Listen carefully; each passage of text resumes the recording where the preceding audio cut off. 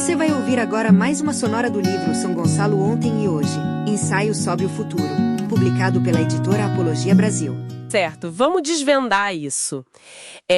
Imaginem só o despertador tocando às, 4h30 da manhã. Nossa, cedo pra caramba. Pois multidões saindo de casa ainda no escuro, enfrentando quilômetros de engarrafamento. E horas esmagadas no transporte público. Exatamente. E tudo isso apenas para conseguir trabalhar fora de sua própria cidade. A nossa missão é entender como São Gonçalo, lá no Rio de Janeiro, se transformou nessa clássica cidade dormitório. Um caso bem emblemático. E para guiar essa jornada através das últimas décadas, a gente vai usar as observações do pesquisador Luiz Cláudio Mendonça Bittencourt. É uma transição histórica bem drástica, viu? Pensa que São Gonçalo já foi conhecida como a Manchester Fluminense. Caramba, uma referência direta à potência industrial britânica. Isso mesmo. Tinha um cenário urbano pulsante, repleto de fábricas ativas, desde a área têxtil até gigantes metalúrgicas e fábricas de cimento. Mas a coisa mudou muito de figura. Mudou.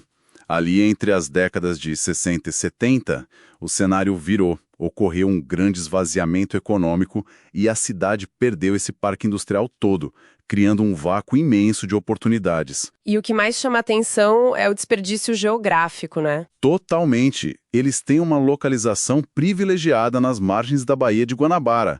É um potencial logístico para escoamento que, simplesmente não é aproveitado como poderia. E faz muito pouco sentido ignorar essa infraestrutura natural, especialmente porque essa falta de indústria local cobra um preço altíssimo das novas gerações. Sem dúvida. Eu fiquei super impressionada ao me deparar com a realidade de jovens de apenas 13 anos precisando abandonar os estudos ou migrar para o turno da noite para fazer biscates. É a urgência batendo na porta. Pois é.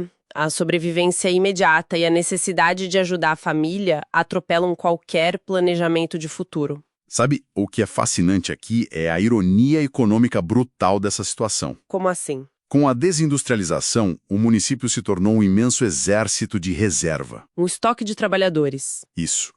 Uma base enorme de mão de obra excedente que, na prática, mantém os salários mais baixos e permite que as cidades vizinhas usem esses trabalhadores de forma quase descartável. Isso levanta uma dúvida. Se tem tanta gente cruzando as fronteiras do município para trabalhar, que tipo de serviço essas pessoas estão prestando fora? É só trabalho informal? Esse é o ponto principal.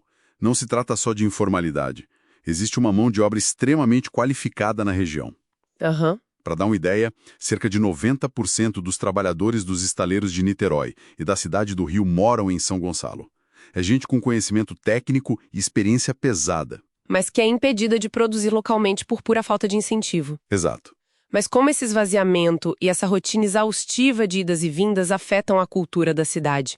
Porque eu imagino que ser tratada só como um lugar de passagem deve ter um impacto imenso. O isolamento econômico transborda para o tecido social muito rápido. A educação é um retrato claro disso.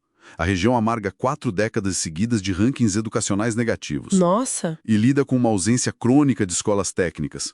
Se a indústria foi embora lá atrás, a preparação para ela também evaporou. Tive um verdadeiro momento ahá lendo o texto, sabe? Um dado que ilustra muito bem isso. A segunda cidade mais populosa de todo o estado inaugurou seu primeiro teatro municipal só em 2021. É um apagão cultural gigante. Muito tempo no escuro. Mas diante desse cenário tão complexo, quais são os caminhos apontados pelo autor para reverter isso? Bom, para entender as propostas, a gente tem que olhar para quem as formulou. O autor é morador local, funcionário de estaleiro há 25 anos e líder sindical. Ele tem a vivência da fábrica. Tem. E é sempre bom lembrar para o pessoal que escuta o nosso Deep Dive que nós não estamos aqui para tomar partido político, seja de esquerda ou direita. Nosso papel é destrinchar as ideias. E as soluções dele focam em 3 pilares básicos. E quais seriam esses pilares na prática? O primeiro é uma reindustrialização para gerar empregos formais. O segundo é um rompimento claro com o apadrinhamento político que mantém o status quo. Certo. E, por fim, a exigência de um protagonismo estadual proporcional ao tamanho da cidade. Então, o que tudo isso significa no final das contas? Resumindo, o grande desafio de São Gonçalo é reter sua força e não ser tratada apenas como um espaço descartável. E conectando com o quadro geral, o desenvolvimento urbano depende de vontade política e investimento estrutural sustentável, né? Com certeza. E fica aqui uma reflexão provocativa final para quem nos acompanhou hoje. Como se constrói o sentimento de pertencimento e a identidade cultural de uma comunidade quando o próprio território onde essas pessoas vivem é tratado estruturalmente apenas como um lugar para dormir?